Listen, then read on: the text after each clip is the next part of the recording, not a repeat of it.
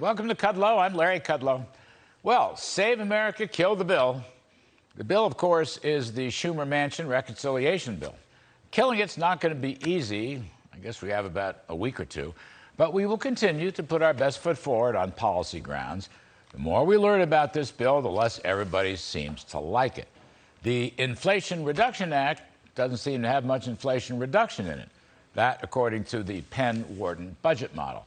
That's not a supply-side model, but its results suggest the impact on inflation is statistically indistinguishable from zero.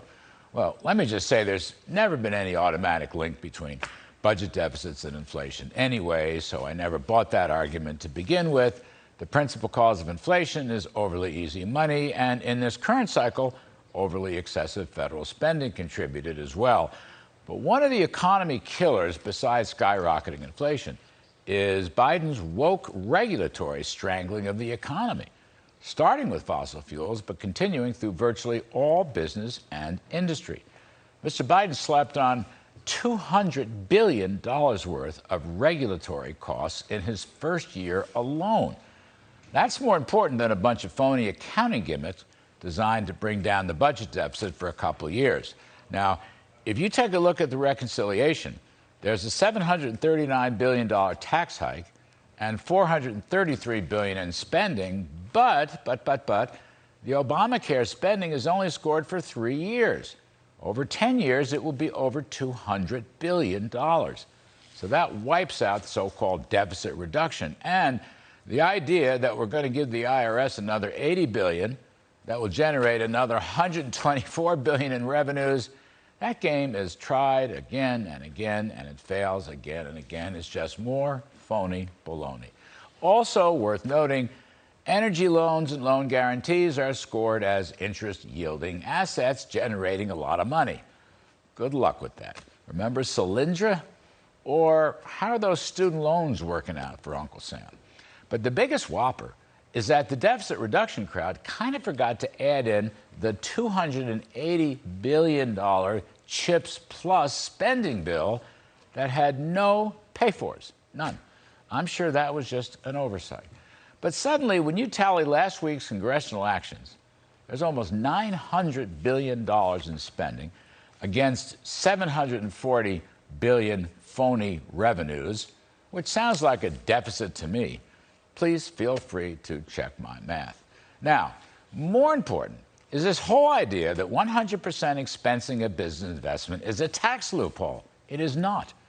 The reason taxable income is often lower than book income for corporations is you get to deduct by law, by intention, in the 2017 Trump tax cuts, to permit immediate bonus deductions for new plants, equipment, technology, and so forth.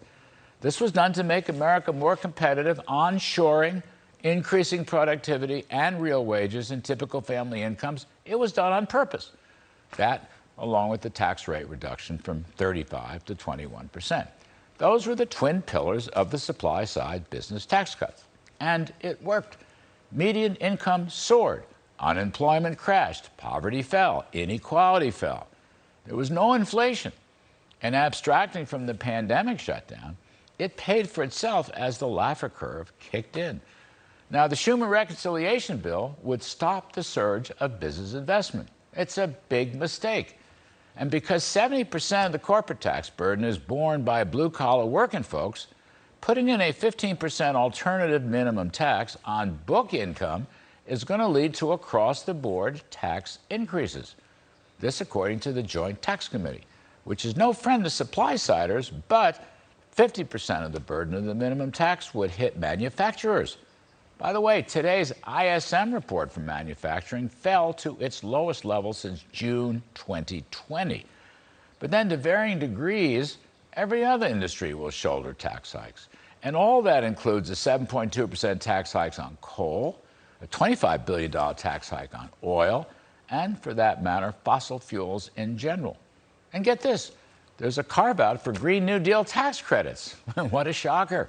There's also a carve-out for a refundable tax credit on semiconductors, although, ironically, the chip industry will be hit hard by the 15% minimum corporate tax. So what the one hand giveth, the other hand taketh away. Some other tidbits, again, from the Joint Tax Committee. People earning under $10,000 a year will be hit the hardest. They're going to get a 3.1% tax hike. Folks between 20 and 30,000 will get a 1.1% tax hike. People under $100,000 will get a $6 billion tax hike. People making less than $200,000 a year will have a $17 billion tax hike. So pretty much everybody gets a tax hike. What a joy. Just like Christmas in August. Terrific stuff. Now here's a multiple choice question. Will this tax hike make the economy A, growthier, or B, more recessionary? If you answered B, you'd win the lottery. Next question. Will roughly $900 billion in additional spending generate A, higher inflation, or B, lower inflation? If you answered B, you'd also win the lottery. But an after-tax, after-inflation basis nowadays, lotteries are just not worth what they used to be. So, folks, for heaven's sakes, save America and kill the bill.